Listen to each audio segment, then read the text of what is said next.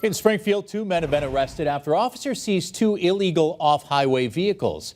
29-year-old Luis Rivera and 34-year-old Galmier Acosta of Springfield were arrested on Friday during an anti-dirt bike detail. Rivera initially given a warning until he sped past the officer on the dirt bike. He was later located and arrested at a gas station on Boston Road.